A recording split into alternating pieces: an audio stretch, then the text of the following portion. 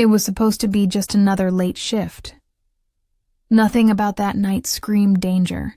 Nothing warned me that my life, the simple, ordinary life I'd fought so hard to hold together, was about to go up in flames. The coffee shop smelled the way it always did at closing time. Bittersweet espresso lingering in the air, bleach faint in the corners where I'd already mopped, cinnamon clinging stubbornly from the pastries that hadn't sold. My shoes squeaked on the wet floor as I moved, humming under my breath, watching the clock tick toward midnight. I should have been home already, curled up under my cheap blanket, maybe scrolling my phone until sleep finally claimed me. But my coworker had begged me to switch shifts, promising she'd cover next week, and I needed the hours. Rent didn't care if I was tired. Electricity didn't care if my back ached from standing 10 hours straight. So I stayed. I stacked chairs, wiped counters, locked the cash drawer. At exactly 12:07 a.m., I slung my bag over my shoulder, zipped my jacket, and stepped out into the night. The city was quieter at that hour. Street lamps buzzed overhead, their glow reflecting in puddles from the earlier rain. Neon signs blinked tiredly across the street, a liquor store, a pawn shop, a bar that never seemed to close. My breath misted in the cold as I walked, one hand tight on my bag strap. I wasn't stupid. I knew my neighborhood wasn't safe. Not at midnight. Not for a girl alone. But buses didn't run often that late, and I didn't own a car. So I walked, fast, eyes down, pretending confidence I didn't feel.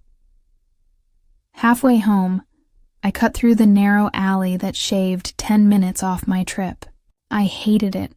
The smell of garbage, the shadows clinging to the brick walls, the way every sound echoed too loud. But it was routine by now. Routine was safe. Routine kept me alive. Except that night, routine failed me. It started with the screech of tires. I froze at the mouth of the alley as two black SUVs swerved around the corner, engines growling. Headlights flared, slicing through the dark, and before I could move, the doors burst open. Men spilled out, all in black, guns gleaming under the street lamps. I stumbled back, my breath catching. For one wild second, I thought it was some movie scene playing out in real life. But then the first shot cracked through the night, sharp and deafening, and the illusion shattered. Screams echoed, not mine, someone else's. Another SUV tore down the street from the opposite direction, slamming to a halt. Its doors flew open and more men poured out, armed, shouting in a language I didn't understand. Gunfire erupted. The alley lit up with sparks. Bullets tearing into walls, shattering glass, ricocheting off metal. My body moved before my mind could catch up. I bolted, ducking behind a parked car, my heart hammering so hard it hurt. I couldn't breathe. Couldn't think. All I knew was that death had just found me. Move. The voice snapped through the chaos, deep and commanding. A hand grabbed me, rough and unyielding, yanking me out from behind the car. I gasped, twisting, but the man who held me wasn't one of the faceless gunmen. He was something else. Tall, broad-shouldered, muscles straining beneath a black dress shirt, the fabric open at the collar to reveal tanned skin inked with the edge of a tattoo. His jaw was sharp, his storm-gray eyes burning even brighter than the gunfire around us. For a heartbeat, I thought he was beautiful. For the next, I realized he was terrifying. He shoved me hard, forcing me behind him as bullets zipped past. His arm stretched out, gun in hand, firing with deadly precision. Every shot found its mark. Every move radiated control, dominance, fury barely leashed. I crouched low, my hands over my head, trembling as the chaos raged. Who was he? Why was he helping me? And why did I feel like the world bent around him? The shootout lasted seconds, minutes, hours, I couldn't tell. Time was meaningless when every sound was a gunshot and every breath might be my last. When silence finally fell, my ears rang. Smoke lingered in the air, acrid and heavy. Bodies sprawled on the ground, lifeless eyes staring at the sky. The man lowered his gun, his chest heaving. Slowly he turned to me. For the first time I saw him clearly, the storm-gray eyes that pinned me in place. The black hair slicked back, damp with sweat, the muscles that flexed with every breath, the raven tattoo that curled down his chest, peeking from beneath his shirt, and the blood splattered across his knuckles, staining his collar. I flinched, scrambling back. Don't touch me, his gaze darkened. Not with anger, with something else, something dangerous. You shouldn't be here, he said, his voice low, rough. I was just walking home. Wrong street. Wrong time. His eyes flicked to the bodies, then back to me. Now you're mine, my stomach dropped. Well, what? Before I could protest, he grabbed my arm, hauling me to my feet. His grip was firm, unyielding, as if I were already claimed. You saw too much, he murmured. That makes you a target, and I don't let anyone touch what's mine. I shook my head, panic rising. I don't know anything. I don't even know who you are. His lips curved in the faintest smirk, cruel and captivating all at once. You will. The headlights of another SUV flared down the street. Men in suits rushed toward us, guns at their sides, but their eyes were deferential. They didn't look at me. They looked at him. He tugged me toward the waiting vehicle, his storm-gray eyes never leaving mine. And in that moment, I realized the truth. I hadn't been saved. I'd been claimed. When I opened my eyes, I thought for one disoriented moment that I had woken up in a dream. Silk sheets beneath me, high ceilings painted with gold trim, a chandelier glittering overhead, light streaming through velvet curtains that must have cost more than I made in a year. This wasn't my bed. This wasn't my apartment, and then memory crashed in. Gunfire, blood, storm-gray eyes, a voice that cut through the chaos.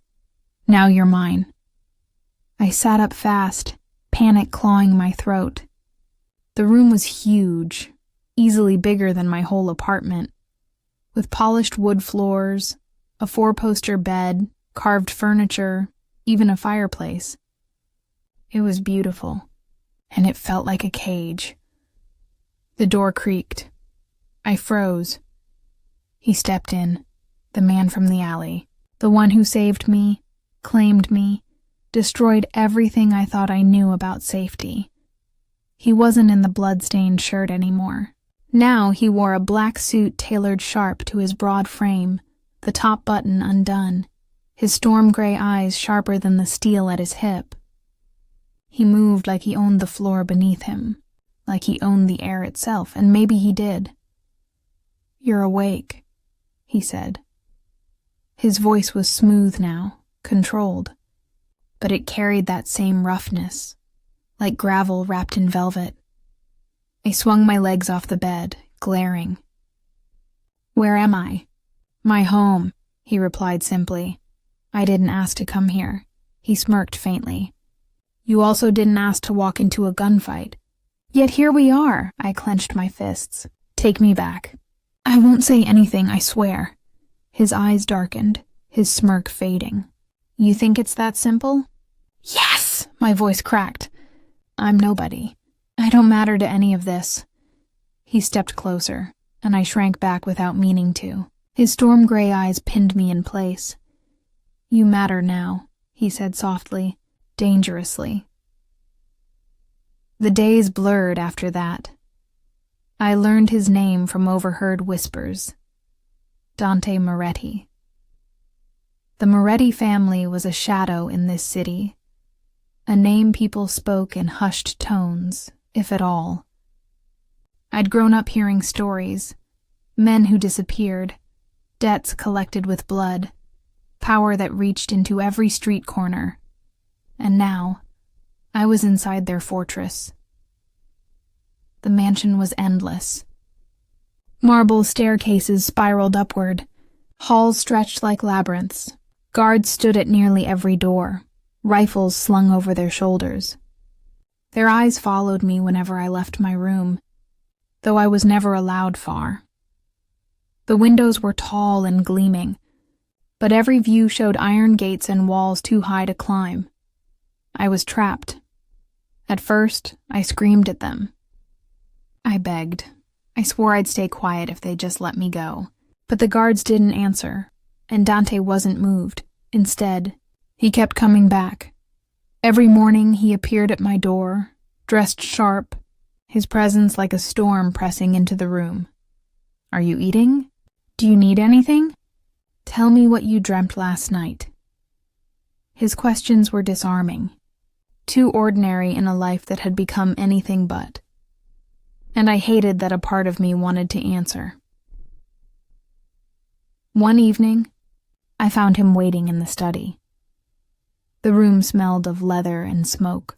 Shelves lined with books and bottles, a massive desk carved dark and solid. He leaned against it casually, his black shirt sleeves rolled up, tattoos twisting down his forearms. His storm gray eyes tracked me like I was prey. "Sit," he ordered. I hesitated, then perched on the edge of the leather chair across from him. He poured whiskey into 2 glasses, sliding one toward me. "I don't drink," I muttered. "You do now." I didn't touch it. His smirk was slow, dangerous. "You've got fire. I like that." "I don't care what you like," I snapped, though my voice trembled. "I want to go home." His smirk faded, replaced by something sharper. Home? That shoebox apartment with locks I could pick in 2 seconds? You'd last a week before someone finished what started in that alley. My chest tightened. "You don't know anything about me." His storm gray eyes burned. "I know enough. I know the way you looked at me when the bullets were flying. You weren't just afraid. You were alive." Heat rushed to my face. I stood, shaking. "You're insane." He rose too, smooth, powerful, closing the space between us. His presence swallowed the room. "Maybe," he murmured, so close I felt his breath. "But I'm the reason you're still breathing, and that makes you mine." I wanted to slap him. I wanted to scream. I wanted to demand the universe undo everything that had led me here. But instead, I stood frozen, my heart pounding, caught in the gravity of his storm.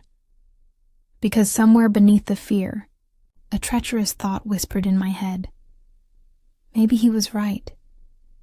Days blurred into one another inside Dante Moretti's mansion. At first, I tried to count them. I scratched tallies into a scrap of paper, tracing lines until the days became weeks. But time slipped differently in that place. Gilded walls and iron gates swallowing the hours until they felt endless. I told myself I hated it. Hated him. Hated the storm gray eyes that haunted me even when he wasn't in the room.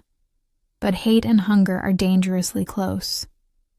And somewhere in the blur, I realized I was starving for something I didn't want to name.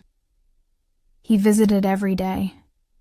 Sometimes he brought food, trays of pasta, bread still warm, sauces rich enough to make my mouth water. Sometimes books, his finger tapping certain passages as if daring me to challenge him. And sometimes he brought nothing at all, just himself, his gaze heavy, his presence pressing into me until I couldn't breathe. We argued often. About freedom, about choices, about the invisible chain he'd wrapped around me the night he said I was his. But arguments with Dante were never simple. His voice would rise, sharp and commanding, and mine would crack with fury. And then, silence, the kind that hummed with something unspoken. His storm gray eyes would linger on my lips, my hands, the way my breath quickened, and I hated myself for noticing. One night, he summoned me to the study again. The fire burned low in the hearth, shadows dancing across the shelves. He stood at the desk, sleeves rolled, tattoos curling down his forearms, his shirt half unbuttoned. A glass of whiskey gleamed in his hand. "Sit," he said, his tone leaving no room for argument. I sat, my heart pounding. He leaned forward, eyes locked on mine. "Why do you fight me so hard?" "Because you stole me," I snapped. "Because you've caged me like some possession." His lips curved faintly. "And yet you're still here." My chest tightened. "I don't have a choice, don't you?" His gaze burned. "If you truly wanted to escape, you'd have tried harder by now.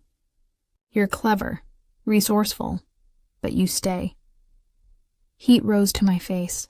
"I stay because your guards would shoot me before I reached the gates." He smirked, slow and infuriating. "Maybe, or maybe you stay because part of you knows the truth." My hands clenched. "And what truth is that?" "That you belong here," he said softly. "With me." The silence was unbearable. I wanted to deny it, to scream that he was wrong. But the words caught in my throat because a traitorous part of me wondered if he was right. He stepped closer, his storm-gray eyes never leaving mine. His hand reached out, brushing a strand of hair from my face. The touch was gentle, almost reverent. My breath caught, and then I pulled back, my chair scraping against the floor. "Don't!" His smirk faded, his eyes narrowing. For a moment I thought he'd snap, unleash the monster I knew lurked beneath. Instead, he whispered, "One day, you'll stop running from what you feel." That night, I couldn't sleep. I tossed in the silk sheets, staring at the ceiling, my chest tight. Every time I closed my eyes, I saw his storm-gray gaze, felt the ghost of his touch. Heard his voice, "You belong here," and worse. Worse was the truth that a part of me wanted to believe it. The attack came the next day. I was in the garden, finally allowed a breath of fresh air under the watchful eyes of 2 guards. Roses climbed trellises, the air sweet and heavy, the sun warm on my skin. For a moment, I almost felt free. Then the gunfire started. Sharp cracks shattered the quiet. Birds scattered into the sky. The guards shouted, drawing weapons. And then black vans screeched through the gates. Masked men poured out, firing without hesitation. "Get her out," one guard roared, pushing me behind a stone pillar. But bullets tore through him before he finished the words. I screamed, ducking low, my hands over my head. Rough hands grabbed me from behind, yanking me to my feet. I twisted, kicking, clawing, but the mask hid the man's face, his grip iron around my arm. "Boss will love this," he snarled in accented English. "No." "Let me go!" He dragged me toward the van, bullets flying around us, men shouting in languages I didn't understand. My heart raced, my vision blurred, and the last thing I saw before the van door slammed shut was Dante. Storm-gray eyes blazing, gun raised, sprinting through the crossfire toward me. The van reeked of gasoline and sweat. My wrists burned where the zip ties dug into my skin. My cheek pressed against the cold metal floor. Every bump in the road rattled through me, every turn making my stomach churn. I tried to breathe, to calm my racing heart, but panic clawed at my throat. They had taken me. Not Dante this time, not the storm-gray eyes that claimed me, but strangers, enemies. And if the look on their faces was any hint, I wasn't meant to survive this. When the van screeched to a halt, Hands yanked me upright and dragged me out. We were in a warehouse, the kind you only see in nightmares. Rusted beams, broken windows, puddles of oil gleaming on the concrete floor. Shadows clung to every corner. They shoved me into a chair, the metal biting into my skin. Zip ties cut deeper as one of them tightened them with a cruel smirk. The leader stepped forward. Scar.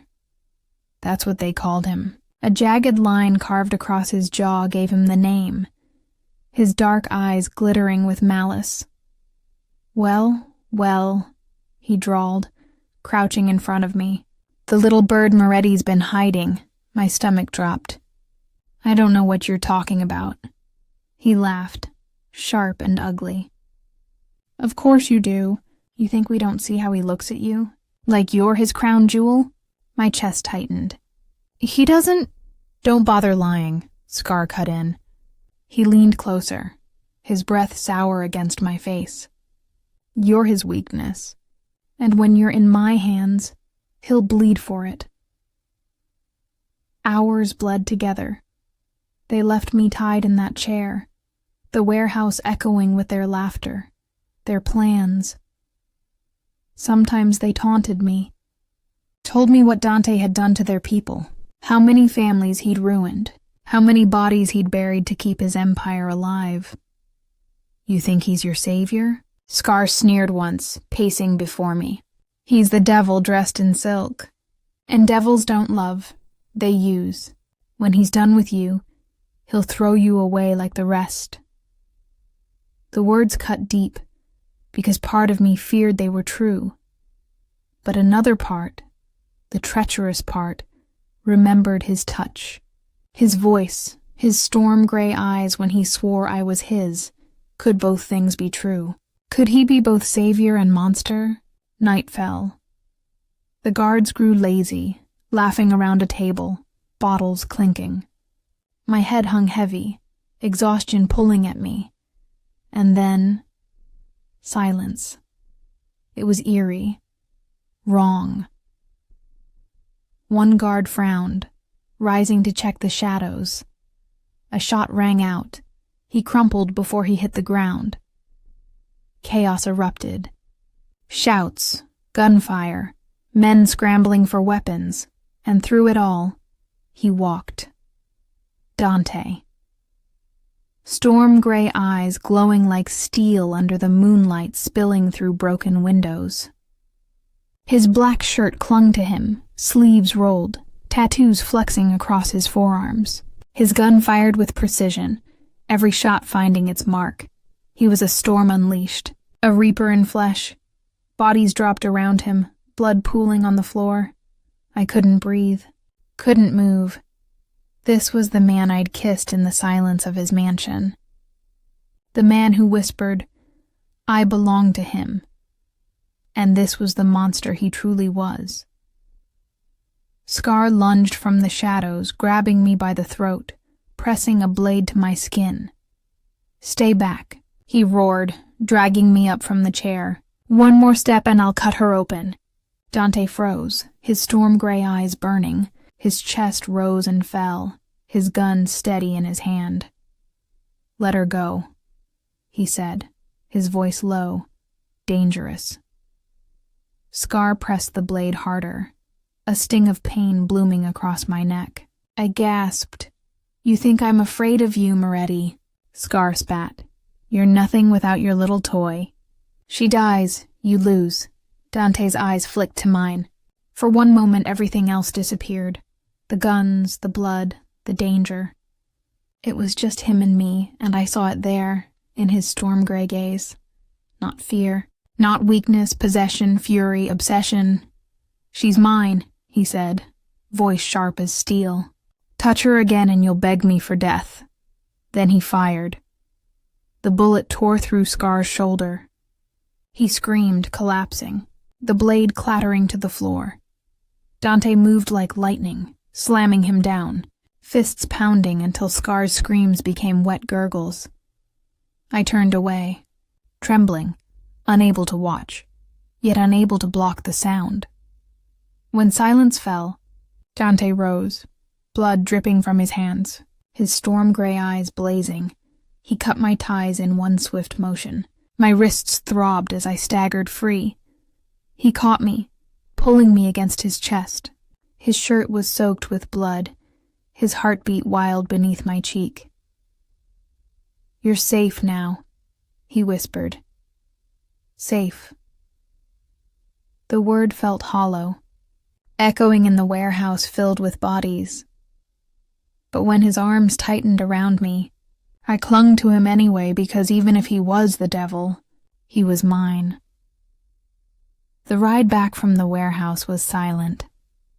Dante sat beside me in the SUV, his shirt still soaked with blood, his storm-gray eyes fixed on the road ahead. I sat rigid, my wrists raw from the zip ties, the phantom touch of Scar's blade still burning across my throat. Neither of us spoke, but the silence was alive. It hummed between us, thick with things unsaid. When the SUV finally rolled to a stop outside the mansion gates, I bolted from the car before the guard could even open my door. My legs trembled as I stormed inside, past the chandeliers and marble, past the men bowing their heads as Dante followed. I slammed the door to my suite shut and pressed my back against it, my chest heaving. Tears blurred my vision. He had saved me. Again. And he had terrified me. Again. I didn't know which truth hurt more. Hours passed before he came. The door creaked open. I sat by the window, staring out at the moonlit garden, my arms wrapped tight around myself. "Elena," Dante said softly. "Don't." My voice cracked. "Don't you dare!"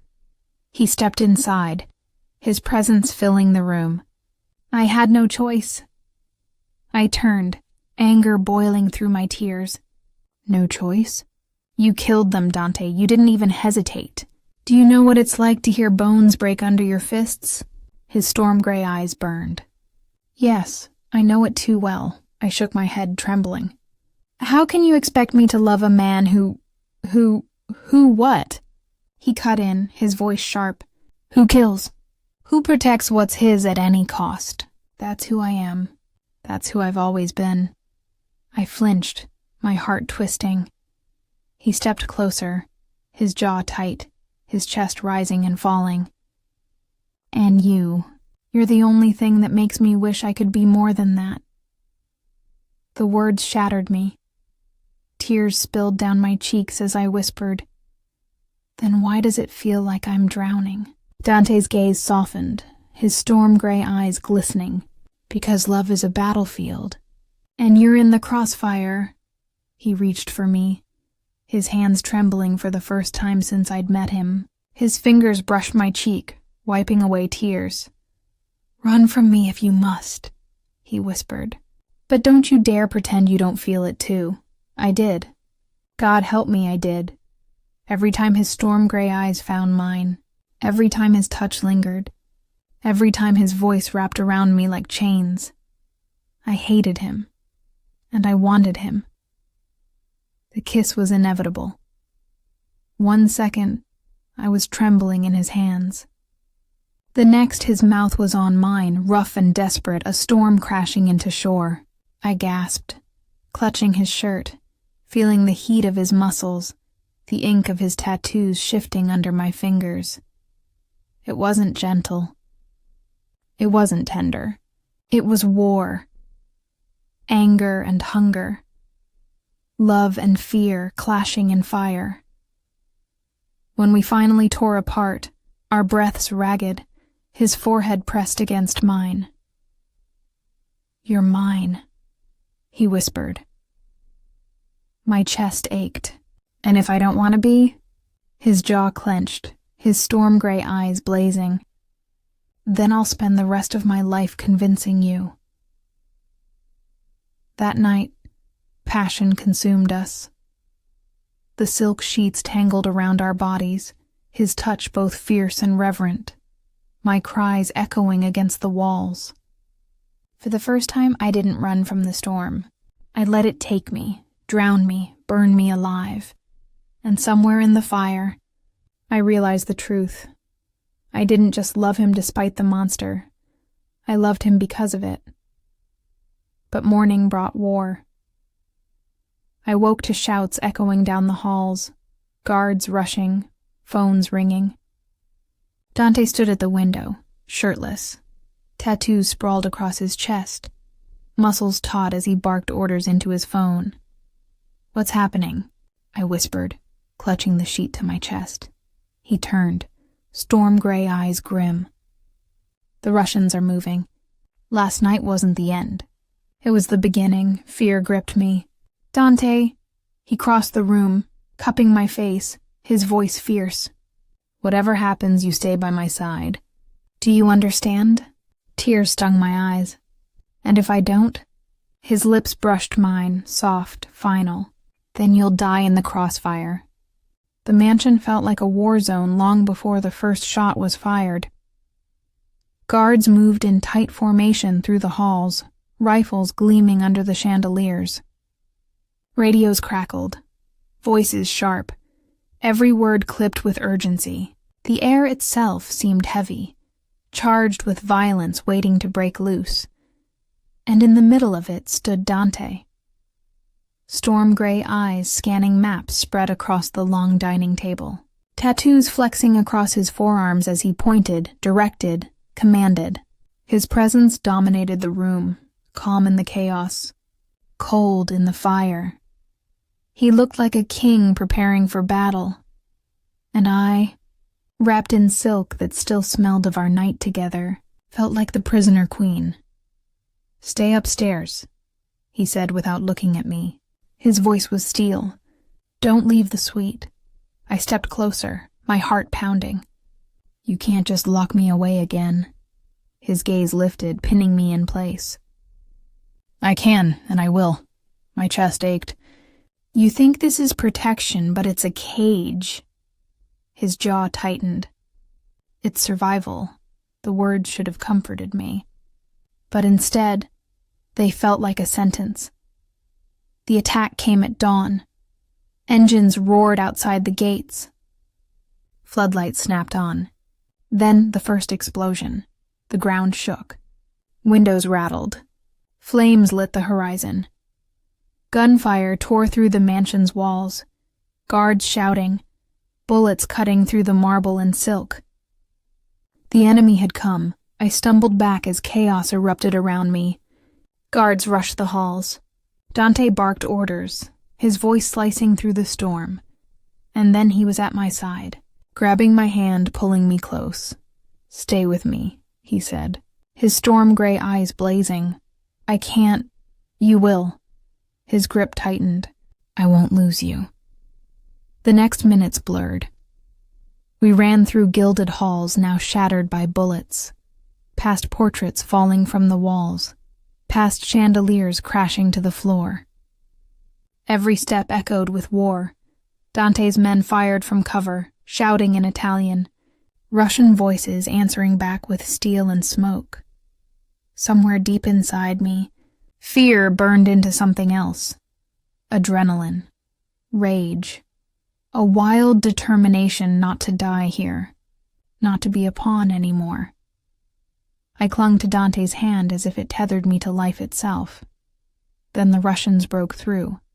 Masked men swarmed the corridor, guns raised. One spotted me, his eyes gleaming. "There!" I gasped. But Dante moved faster. His body shielded mine, his gun blazing, bullets tearing through the attackers. Blood sprayed across the marble, bodies crumpling. He looked back at me, storm-gray eyes fierce, his chest heaving. "You see now? This is why you can never leave me. The moment you step into the world alone, you're already dead." Tears blurred my vision. "So I'm trapped forever?"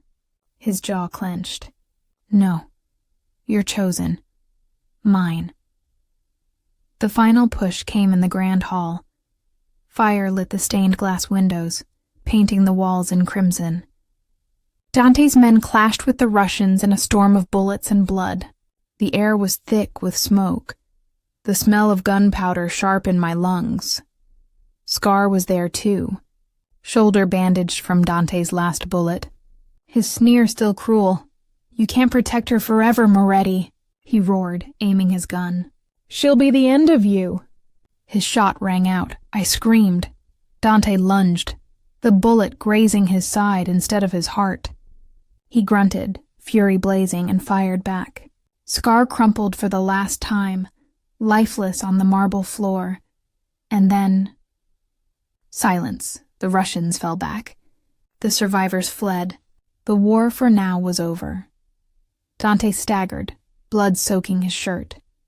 I caught him before he fell, my arms wrapping tight around his broad frame. "Don't you dare die," I whispered, tears streaming. "Don't you dare leave me like this." His storm gray eyes softened, finding mine even through the haze of pain. "Then stay. Don't run. Be mine, Elena." I shook, my heart breaking, my soul splitting in two. I could still leave, still run, still claw my way back to a life where love wasn't blood and chains. But looking at him, the devil, the savior, the man who burned the world to keep me alive, I knew the truth. I didn't want to run. I wanted him. Always him. "I'll stay," I whispered, pressing my forehead to his. "God help me, I'll stay." His lips curved into a faint, broken smile. His bloodied hand cupped my cheek. "Then you're mine," he breathed, "in this life and the next." The mansion smoldered around us. The war wasn't over. It never would be. But my choice was made. I wasn't just the girl in the wrong place at the wrong time anymore. I was the woman who chose to love a king of shadows. And in the crossfire of love and war, I had found my fate.